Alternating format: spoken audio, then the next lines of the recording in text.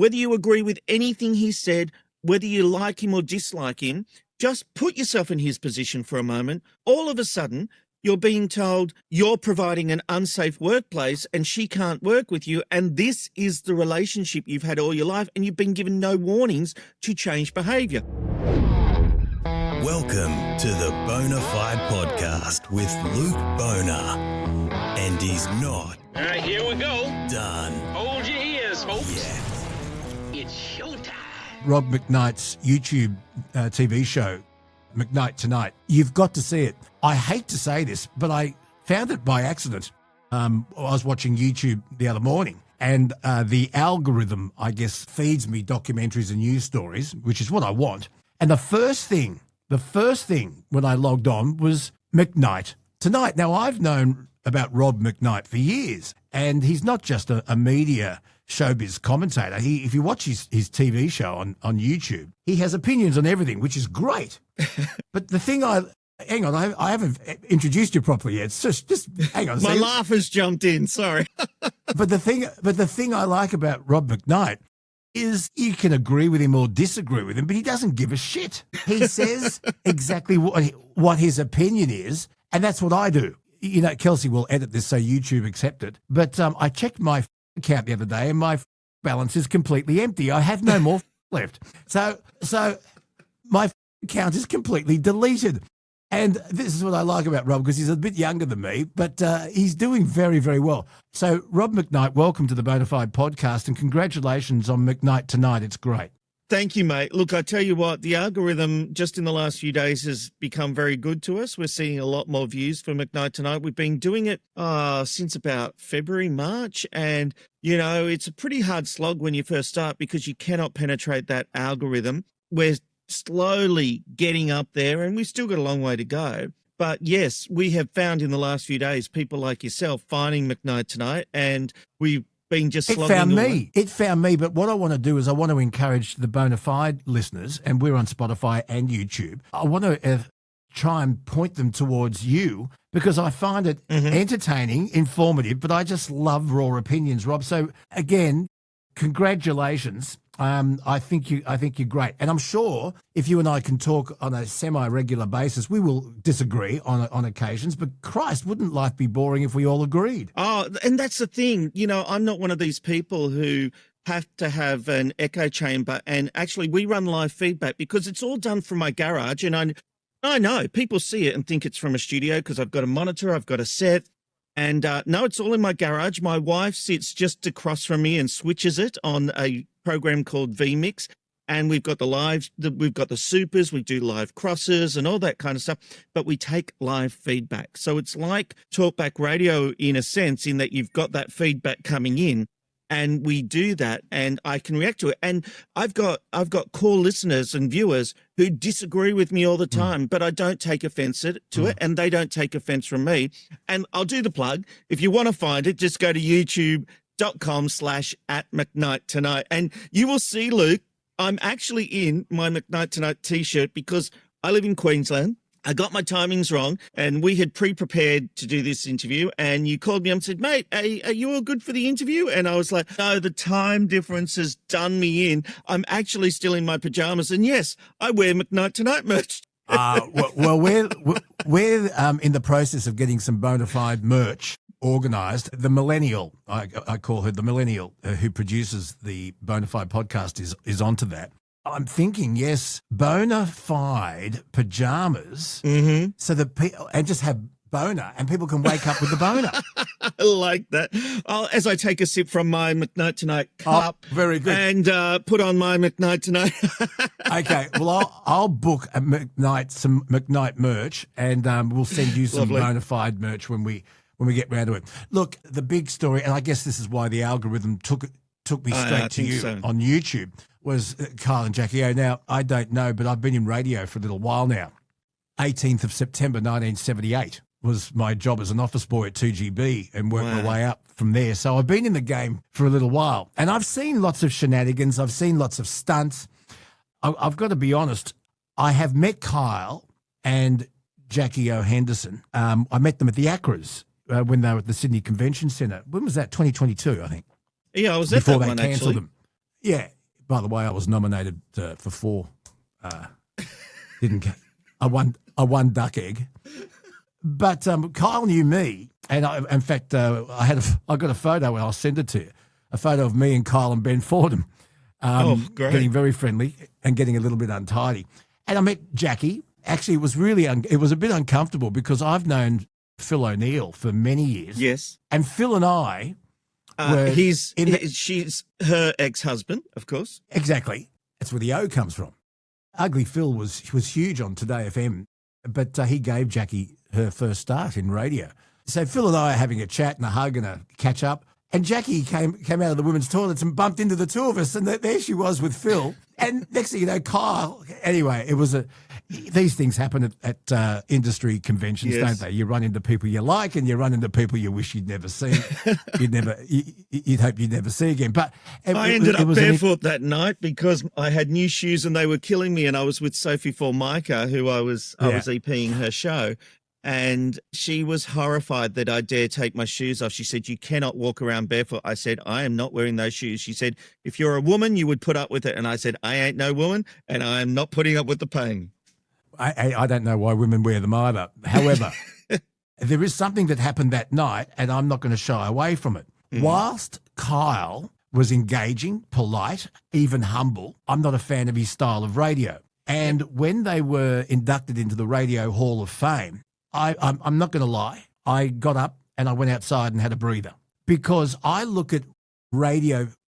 I still call it wireless because to me it's the theatre of the mind and it's an art. It's a craft. I think of John Laws, love him or hate him, Alan Jones, who was a compelling broadcaster. I think of people like Clive Robertson. I think of people like Jack Davey. I think of John Pearce, and the list goes on. Radio icons. And most of them I was lucky enough to either work with or knew. People I hold in enormous regard, even the late Brian Wilshire. Yep. People I hold in enormous... Graham Kennedy was radio too, remember? And then I see Kyle and Jackie O Hall of Fame. And I think the year before, Doug Mulray was inducted, and so he should. Ian McRae should be. And I see Kyle and Jackie O and that radio show, and it did my head in. And I couldn't cope.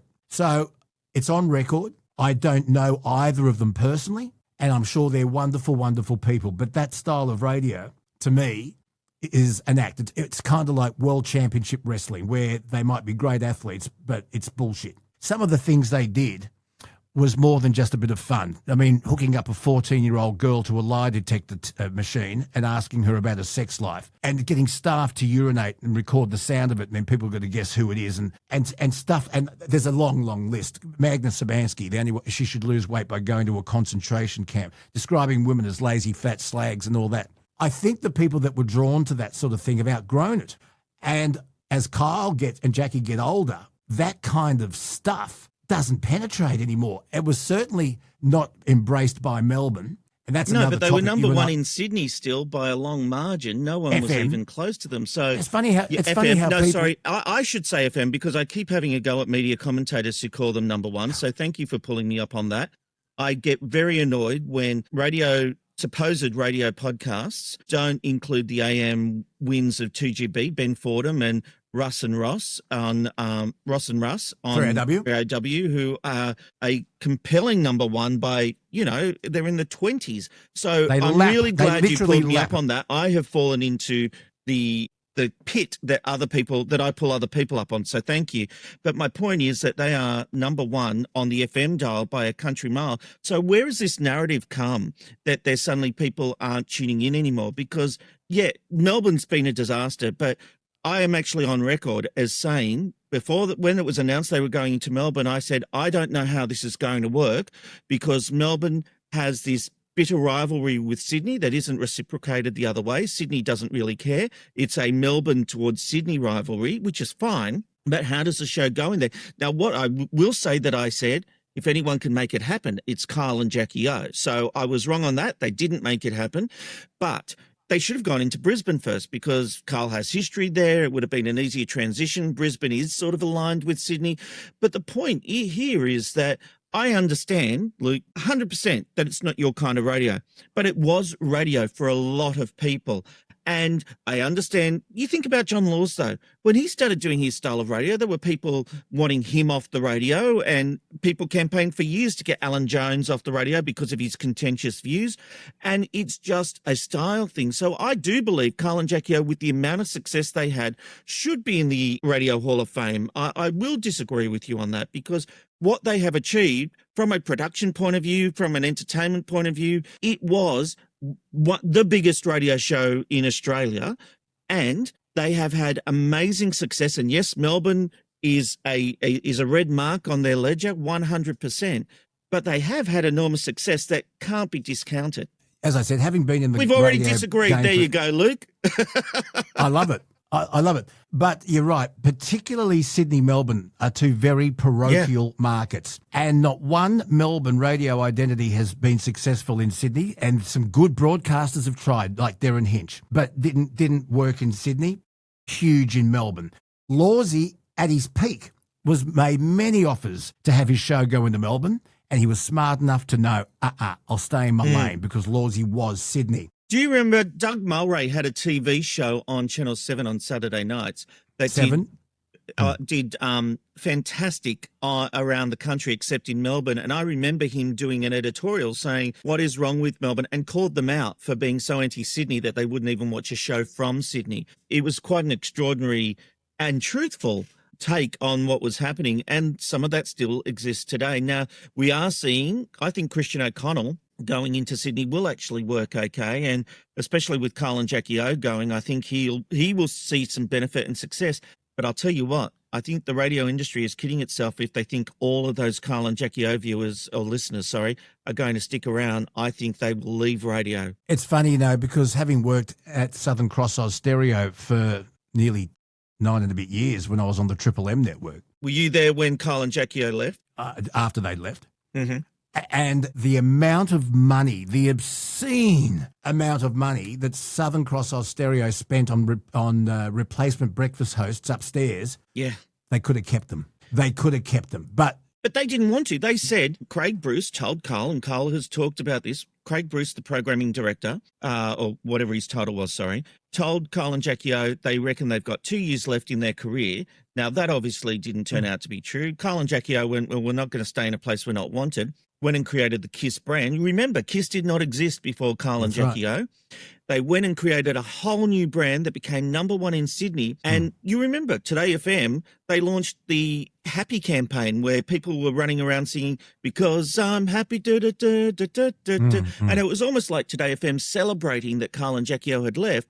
And in their wake, that station has never recovered. And that is the arrogance sometimes of executives. And I'm not specifically saying Craig, this isn't an attack on him.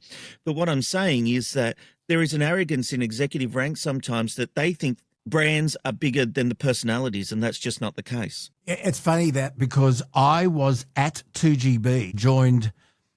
My first gig was the Exodus Foundation OB on Christmas Day, 1999. Oh, wow. So I was actually at 2GB in 2002, 4th of March, how's my memory, when Alan came over from 2UE.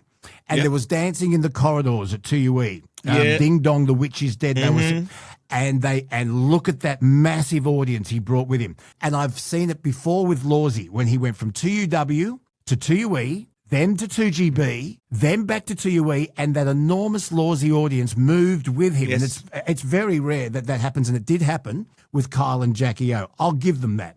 And I did say it just isn't my style of radio. So I give them that. Which is fair enough. By the way, they've got their critics. They've got the mad effing witches who are taking all the credit. This has nothing to do with them. Carl and Jackie O was going on. They have hurt advertising revenue, that is sure. ARN won out of the cumbersome contract that the new management have basically inherited from the previous management. But at the end of the day, this show has imploded because of a personality crisis between the two.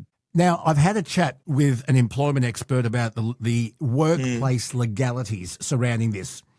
And what does the word remedy mean when Kyle has got 14 days? How do you remedy something that has already happened? And I was watching you last night on YouTube. McKnight Tonight, there it is again, brother. Thank you, sir. And I know you hold Jackie in enormous regard, but you reckon that she moved the goalposts. Yes. Now, I do want people to see the whole episode of you on YouTube, But just while you're here on Bonafide, yes, what Kyle said on air about her work performance and her, the dedication Her to the lack job of professionalism, that was a key trigger for her, I believe. to air that is, I think, unforgivable. You have those conversations off air, but that's what Kyle does. And over the years, they've had a That's what crack the at each show other. does. They record private conversations in the studio. They put them to air. Kyle and Jackie O have had these blow-ups before. So, yes, we all look at it, and I'm with you, by the way. That is a conversation that should have happened off air. But it's not unusual for a conversation like that to happen on air within the confines of that show. Just for those one or two people that haven't heard the conversation, let's have a listen to it. I don't mean to be rude, but as I said, it's fascinating, but I don't think it should be at the detriment of everything else on the show. This relentless research into the I only just did it then. I was literally just doing it then. Well, what? It's affecting other things. Like your fixation on this has made you I only just did it, almost like, literally- unworkable. Oh, it's not that bad, That's Carl. so, Brooklyn, that's so shut up. unfair, You're Carl. not talking. I'm talking. You do that. Like, that's not fair. Like, But it's actually true. Like, you might have done that in 5 minutes, but you're off with the fairies with.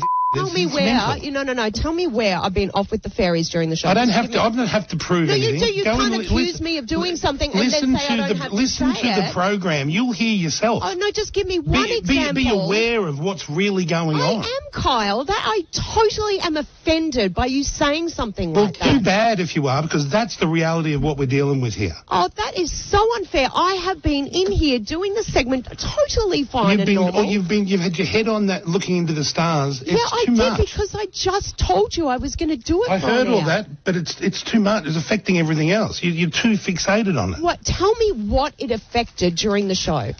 Every segment, every time you've spoken, you're off with you don't even know what's going on. I would never say things like that about you. You have Too no bad. idea how Too bad, much because I'm not doing that. Yeah, because you make out like you sit there like you're perfect.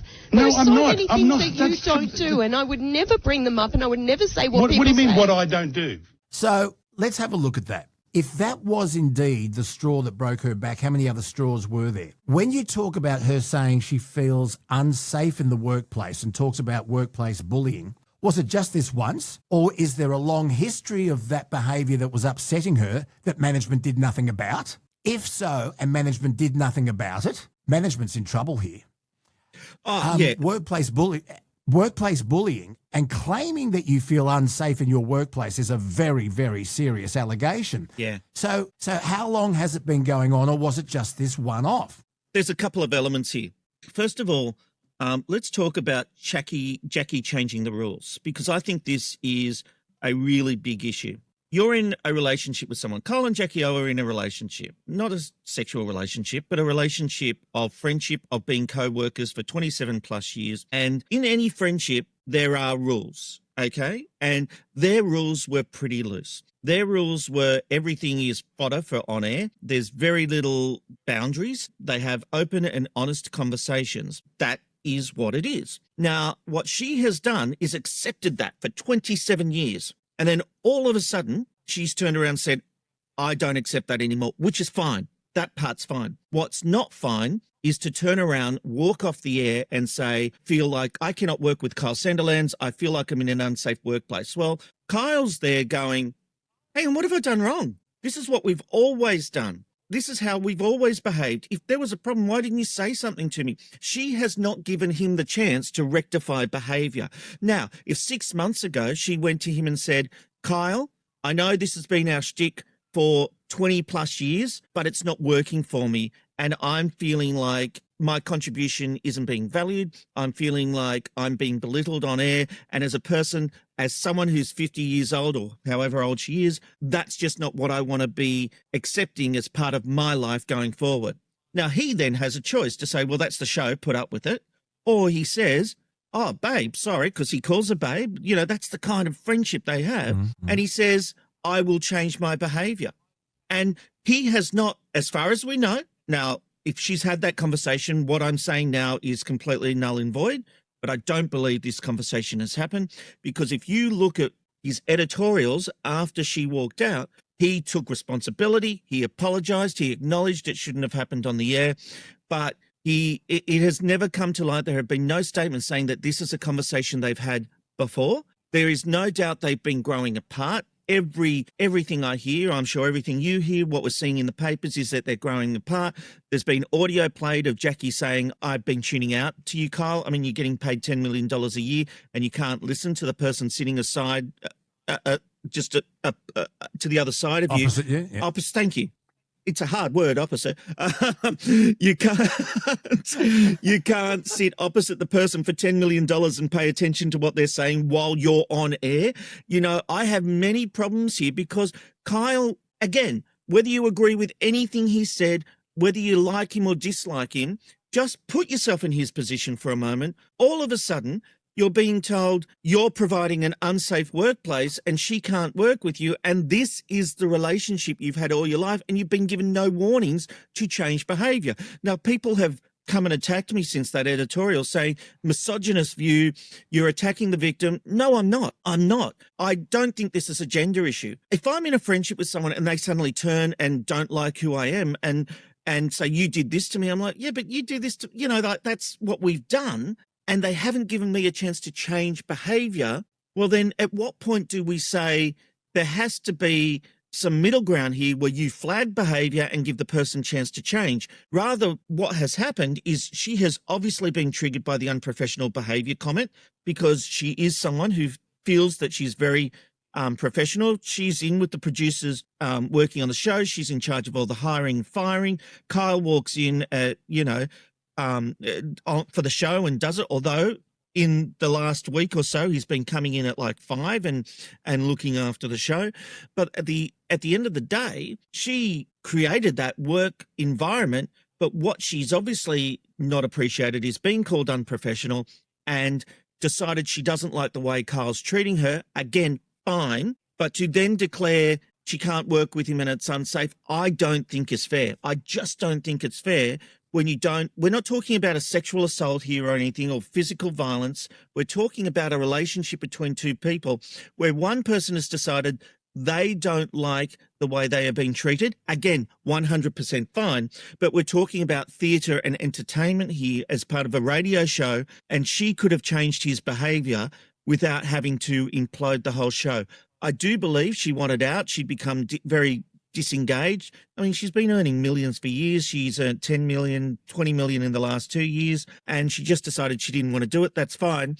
But what she has done is she's taken Carl down with her. And to come to your point, Luke, about ARN saying he has to remedy the situation of what has happened on Feb 20, well, how does he do that? And how does ARN go with the fact that they've allowed him to continue his employment and continue on the air? And now they're saying that he's had a serious breach of misconduct. Well, I mean, legally, and I'm sure you'll back this up with the people you've spoken to, he's got a real case to say, hang on, I did what I was employed to do. ARN obviously want out of this contract. They have been talking about brand safety for advertisers at their last financial results just the last week or so ago. So it seems to me they're deciding this is the perfect opportunity to get out. They've terminated Jackie's contract because of all this, offering her another role perhaps, which I think if she was to end up on ARN would be the role Smorsy has in the afternoon, because he does afternoon and a nighttime shift. I think it would be an easy slot for her to go into afternoons, but it looks like they're trying to get out of Kyle. Kyle would say, I haven't broken anything. This will go to court. There'll be a hefty payout, but it is the end of the Kyle and Jackie O show. And I do think it's the end of Kyle on that network too. Wow. Yeah, because everything you say, I think is quite correct. Oh, God, we're agreeing. Damn. We have a hashtag for that. McKnight is right. Yeah, or boner, have a loner. I think that if he has been able, if that's part of the shtick and part of the way the show rolls, and that's been going on for a long time, to suddenly crack down on it now and get rid of him, Kyle, I think, I'm no lawyer, but Kyle, I think, probably has a case for unfair dismissal. Everything I've heard from workplace lawyers says that it's an absolute case. They may end up having to pay out his contract, which is going to be something in the tune of $80 million, and he doesn't have to do the show. I think I don't think he wants to retire. It's not all about the money for him. He loves the money. I think in that case, he would go and do a Howard Stern and create a subscription service. Oh, without a doubt. Oh, without a doubt, because, yes, he won't need the money, but he will go through enormous relevance deprivation. Absolutely. He's a performer. Yep. He's a performer. I think you're 100%. I think you're 100%. I don't know if any radio station trying to preserve a license and attract advertisers will take him, because he wouldn't be him. And I think you're 100%. I think the Howard Stern independent thing is the way Kyle will go. And then, it's up to him to attract advertisers. Just get Rob McKnight's with me. Rob, explain to our listeners who the mad effing witches are. They went for Alan Jones as well, and I know management at 2GB at the time were absolutely petrified that they would lose blue ribbon sponsors that were being hounded by this organisation. So can you explain who they are and what sort of influence the mad effing witches have? So they are a group who basically try to step in where they think people are crossing the line. It's named after what a politician called Samantha Maiden. So in a text that actually went to Samantha Maiden, and I'm sorry, I can't remember who the politician was, sent a text that wasn't meant to go to Samantha Maiden, the political journalist at news.com.au, calling her a mad effing witch. Now, this group has picked up on that term, and basically they use that as their inspiration to try and basically get shows and people taken off the air that they disagree with. Now, they will say they don't try to get people removed. That is not entirely true. As you said, they attacked Alan Jones, and it does seem to be a lot of it political, but a lot of it perceived misogynism. Like, that's the big claim against Kyle and the vile Kyle and the content that he does, which, let's be honest, Kyle has pushed the boundaries. And I will tell you something. In my younger days, I used to love listening to Kyle and Jackie O. My wife and I would be driving to work. We'd have it on all the time. But there is no way that with young kids, I've got kids, 3 girls ranging in age from 13 to 18. There is no way I would have that content on my radio in the morning. And I do like Carl and Jackie O. I think they are amazing performers, but they still have a significant audience. But the mad effing witches have attacked the sponsors. So what they do, instead of trying to campaign radio stations, they do a list of all the sponsors, and they go to those sponsors and saying, how can you support this misogynism, this talk about vaginas and pubic hair and all that kind of stuff? Do you really want your brand associated with that? Us and our supporters are not going to take part in any of your products. We're not going to buy your products. And so that's their modus operandi. And in some respects, it's very effective. Now, they're pretty organised, aren't they? They really are. And they will have people that just volunteers who will sit there and take down all the advertisers and all the things that have been said. They were doing it to Sky News and News Corp, and Sky News has called them out as well because they didn't like the right-leaning and perceived far-right leanings of Sky News. And so forget the idea of political expression in our country, which is our right. We all have the right to political expression, and you don't have to agree with it, but they have certainly been very active in trying to get people cancelled. They're claiming responsibility for this. Look, it's not, because Carl and Jackie O had a contract and that would have kept going if Jackie hadn't left. If Jackie had stayed on the air, this would have been a one-day story and they'd still be going. But there's no doubt the mad effing witches have put pressure on companies like Nine Radio, because there are some advertisers that capitulate to them. Other advertisers are saying, you know what, you keep saying it, but it doesn't hurt our bottom line. We're fine. Other advertisers will say it's just not worth the hassle, so we won't advertise on Carl and Jackie O. But you've got the secondary factor that a company like ARN, as I said, previous management did this deal because SCA, Southern Cross Austereo, were making overtures to get Carl and Jackie O back, which when you think about it is just insane considering how happy they were to get it. So they drove the value of Carl and Jackie O up. ARN's previous management made that decision that we'll do a 10-year, $200 million contract with the plan to go national, and basically we're going to put all our eggs in one basket. It was a mistake. There is no doubt about that. Massive mistake. Carl and Jackie O are worth a lot of money, but $10 million a year each is just extraordinary. We will never see that kind of deal again. And when the new management of ARN came in, they went, we're stuck with this deal. This is ridiculous. And they've had to go back. They were getting rid of the breakfast show, Robin, Kip and Corey in Brisbane. That decision got taken back. But weirdly, they weren't going to put Carl and Jackie O in. They were going to put Lowy in. In fairness to ARN, I think they made the right decision in walking back that decision. And Robin, Kip and Corey are back on the air, and that was announced over Christmas. They returned in January. But the Carl and Jackie O expansion plans has not borne out. A lot of people have lost their jobs through redundancies to pay for it. And now the current ARN management are trying to, people are saying they're doing cartwheels. I don't think they're doing cartwheels, but they are seeing an opportunity to bring down their budget if they can, Jackie's done, so that money is now saved. There would have been some kind of payout. Maybe she got the $10 million for this year and she got that payout, who knows? But, they would certainly be looking for a way out with Kyle. They do not want to pay this $10 million. Kyle and Jackie O are on separate contracts, so it does not depend on one being there with the other. And so Kyle has every right to assume that he can continue doing the Kyle show, or King Kyle, whatever he would like to call it.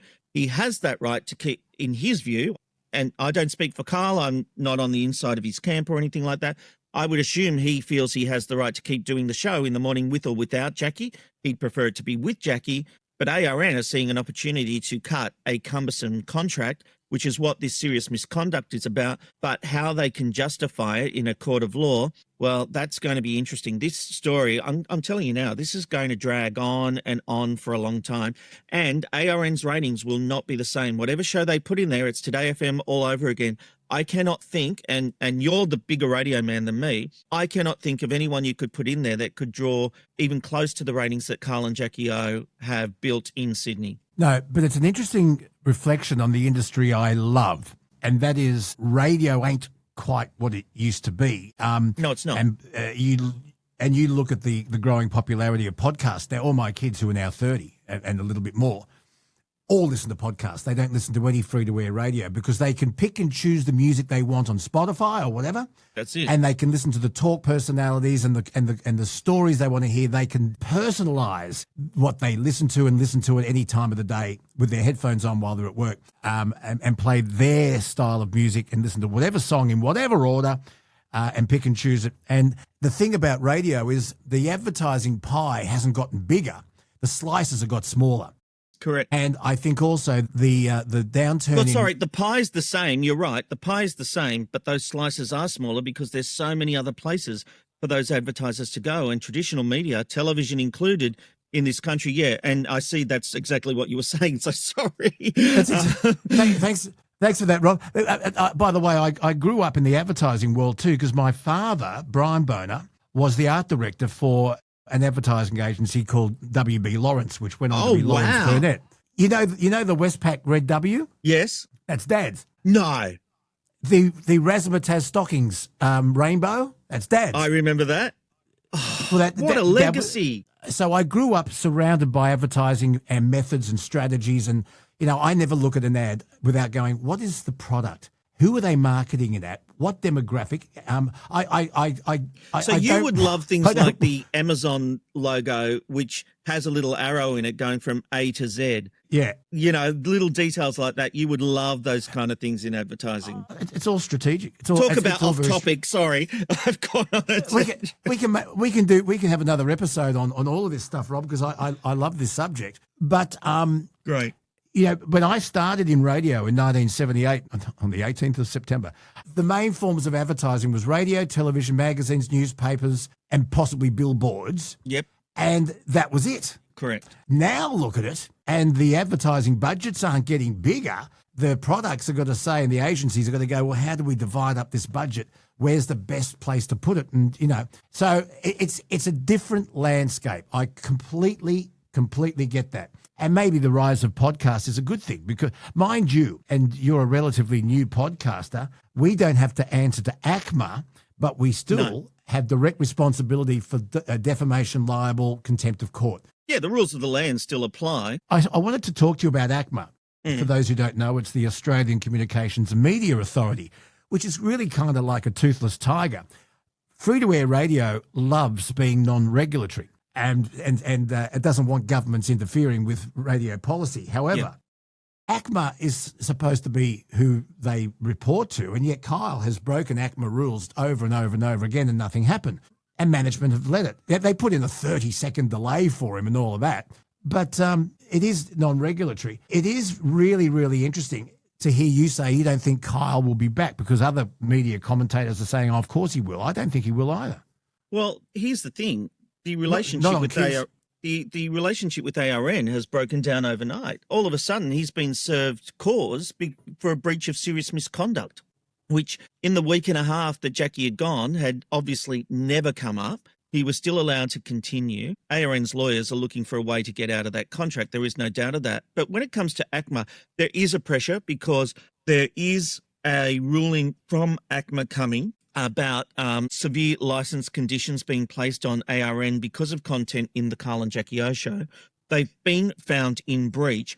And what we're all waiting for is to see what the final ruling is. That has not come to light, but that is hanging over ARN's head. And so that is also a factor here, that they are having stringent licence conditions. Now, look, is ACMA really going to pull the licence off someone? Probably not. But if they get to a point of frustration with this show, which they are at, there is the possibility that they could say to ARN, you are off air for the week. Now, imagine a week where a company like ARN cannot generate any advertising, and what that does to the bottom line. A week's worth of maybe it's a day, I don't know, but there is no doubt that the show would have to have changed, because ARN has to think about the greater business. It is bigger than two people, although those two people, Carl and Jackie O, were huge, a huge part of that business. It created the whole KISS identity, but there are these elements hanging over the head, which is why ARN may walk away. Now, if Kyle's a free agent, no one's going to pay him the $10 million a year that he was on. He's lost his sidekick, Jackie O. Is Kyle as good without Jackie O? I think he is, but he does have that buffer with her to create good radio. But does it become too Boise? I genuinely think Kyle's best play is the subscription service like Howard Stern. Yeah. Does he need a buffer, a sidekick? I think he does. I think a yin needs a yang, and she was perfect. But it all went to hell. Well, I tell you what, if Prince Andrew wanted a diversion, the war in Iran and Kyle and Jackie O's. Who can believe this all started with a conversation about Prince Andrew? If the royal family wanted a diversion, Trump took care of that on the national level with Iran, and we here in Australia, Kyle and Jackie O, have taken the heat off the royal family as well. There are a lot more important things to talk about. But Rog McKnight, it's been an absolute pleasure. Please, once again, folks, have a look at his TV show on YouTube, McKnight Tonight. It's fantastic. And what about you and I talk every now and then about other stuff? Yeah, mate, I've loved this chat. I'm up for a chat with you anytime. You're a good fella. And again, apologies for being late. I'm usually very good with the time difference. No one knows. I know, but I like to own up to these things. I'm an honest man. No, you're in Queensland. Hey, listen, I did a national radio show on the Triple M network. I had 71 transmitters to play with, which is dangerous. Oh, wow. When you consider the independents, the Resonate Network and the independent stations. And so I'm broadcasting right around Australia, and I didn't do time calls because of the time differences. I just said, bugger it, look at your watch. I tell you what, you're going to have to come on McKnight tonight and tell me some of these stories, because you are a fascinating man. So I'll ask you on air so you can't say no. I will. And why don't we take some calls? And can you do the same for me? Because we're going to do another live Bonafide on YouTube. Mm-hmm. And you come on and we'll take some calls. Incidentally, you've got former radio giant Alan Jones facing serious allegations. And it'll be interesting to see how that plays out. As I said, I was at 2GB from 1978, 1980. Then I did the Bush circuit, came back 2000 to 2012. So I was there for a fair bit of Alan when he first came over from 2UE. I saw some odd behaviour. I never saw anything of a sexual manner go on. I saw bullying. Yeah. I saw behaviour that wouldn't be accepted in any other workplace, not just from him, but from other broadcasters, one in particular. and I'm happy to talk about that on another day. But Alan Jones facing some very, very serious allegations. And if you read Chris Masters' book, isn't it funny that Alan, when that book was released, and I don't know if you can buy it anymore, if you can, try and have a read of it. Isn't it funny that Alan never once went to sue him? No, because truth is a defence. Well, he would have had to get into court. He would have been under oath. And, well, it's a different thing then, isn't it? But it'll be interesting to watch what happens there. And you and I will be watching it very, very closely. We can talk about it. But we are only to talk about what happens in court. We can't speculate. Absolutely. I understand defamation laws. And look, when you're talking about live podcasts... And contempt of court. Hey, listen, defamation and libel, civil. Yes. Contempt of court, you can go to jail. Contempt of court's criminal. It's the worst. I was talking to a young intern at Channel 7 because I do Sunrise every Friday and when required. Yes. If I didn't do it, I'd have relevance deprivation, even worse. and she's studying journalism at UTA. UTS, what is it? I think UTS, University of Technology, Sydney. Yeah, Kelsey went there. She's doing journalism. And I asked her, I said, what is the worst breach out of libel, defamation or contempt of court? She said, they're all the same. I said, no. And they hadn't taught her that. And she was in the second year of journalism. It's the basics, isn't it? Anyway, so we say in Australia we have freedom of speech. Well, we do so long as you go within the parameters of the law. But with the wicked witches, what are they called again? The mad effing witches, although they don't censor it. Isn't it funny how they really do attack conservative right-wing broadcasters, and yet they seem to forget that the ABC completely shatters its charter by being apolitical. It is so far left, it's not funny, and no one talks about that, and that's funded by taxpayers. It's not funded by advertisers. It's funded by taxpayers, and the ABC, which is the most left-wing thing I've ever heard... Go watch Q&A in 7:30 if you want, and no one touches that. No, and it's an interesting thing because people say, well, why is the ABC being held? You know, why are people making an issue about their views? Well, because it is publicly funded and they're not supposed to have views, really. They're meant to just inform. But you mentioned you're going to do a live one. Can I do one quick plug? I have just launched a new service called Video Podcasting Services, and what it does, because video has become a big part of podcasting now. And if you look at what's happening on YouTube, Netflix is taking on video podcasts, and in the US, not here in Australia yet. But I have the technology. You've seen McKnight Tonight. You've seen what I can do. Well, I'm offering that as a service to podcasters who want to be able to do video, want to be able to do live crosses, want to have the boxes and everything like that. And it's just go and have a look. It's videopodcast.online. And I want to see people embrace video because that is where podcasts are heading. Yeah. See, I'm a dinosaur, so people need people like you. And my millennial Kelsey, who is an absolute genius. She does a fantastic job. She was at Listener. She came out of uni and had a few jobs, but she was organising podcasts at Listener, and she's just a genius. It's all beyond me. I call her the millennial. And when something goes wrong, even though I'm doing exactly what she tells me, if I follow her instructions absolutely to the letter and it doesn't work, her excuse is, it's a glitch.